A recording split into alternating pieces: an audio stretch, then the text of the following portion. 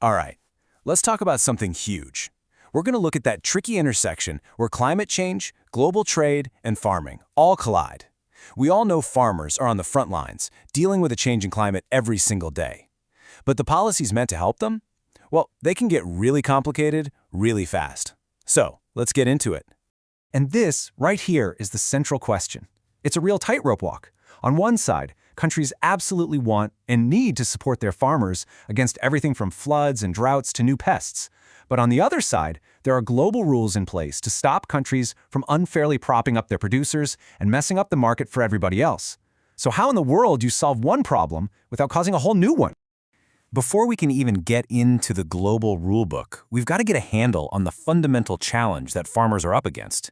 And we need to be clear about the two main ways we can even respond to it. Okay, first things first, we got to get a couple of terms straight because it's a really crucial distinction. You have mitigation. That's stuff like reducing emissions. It's a public good, right? It helps everyone on the planet. But adaptation, that's different. That's about helping one specific farmer or a group of farmers change how they operate so they can do better in a new climate. That provides a private benefit. And for what we're talking about today, our focus is 100% on adaptation. And that is the multi-billion-dollar question, isn't it? The right policies can guide and incentivize the big changes farmers need to make. You know, things like planting totally different crops or investing in brand new irrigation systems. But which policies are actually allowed under international law? To figure that out, we have to go look at the rulebook. So the rulebook we're talking about is the World Trade Organization's Agreement on Agriculture, or just the AOA. For decades now, this agreement has been the main document that governs how farm trade works all around the world. The whole point of this agreement is pretty simple: create a level playing field. It's designed to stop countries from using subsidies in a way that gives their own farmers an unfair leg up and ends up distorting global markets. And that's exactly why certain kinds of government support are so carefully regulated. Now, the easiest way to wrap your head around the AOA is with this traffic light system. If a policy is in the green box, it gets a green light. It's seen as having minimal to no effect on trade, so governments can spend as much as they want. Think research or environmental programs. The amber box, on the other hand, is basically a red light.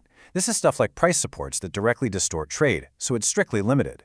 And then you've got the blue box, kind of like a yellow light. It's allowed, but it comes with conditions, like requiring farmers to limit their production. So, with those rules in mind, you have to wonder, where do climate adaptation policies fit in? A lot of people just assume we need a whole new system, maybe a new climate box just for this.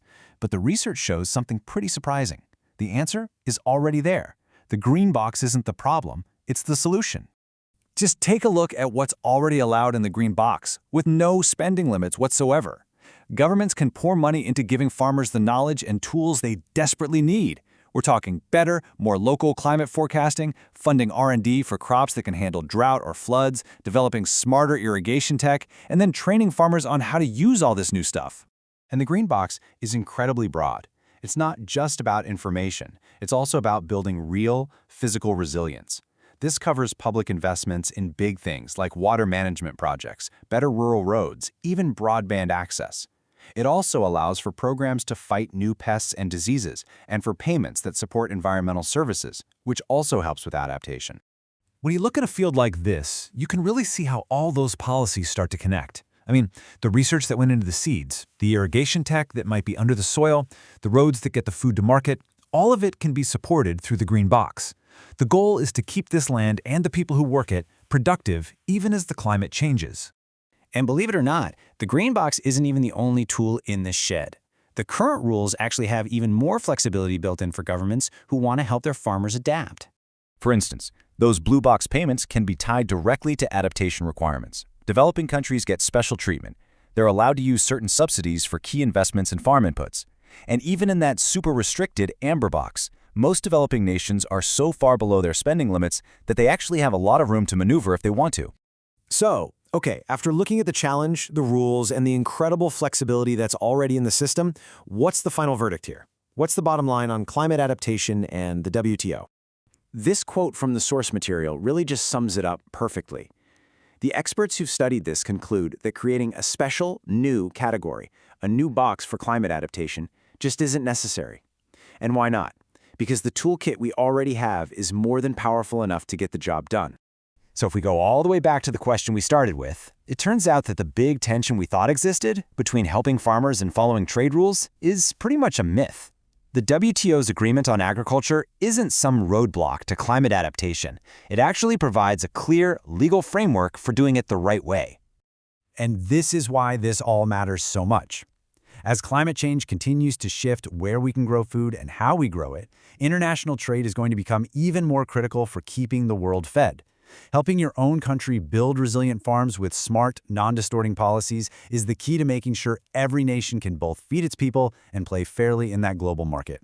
So the rules are not the barrier. The tools are right there, they're available, and the path forward is clear. The only question left is about political will. Are policymakers around the globe going to pick up these tools and actually use them effectively?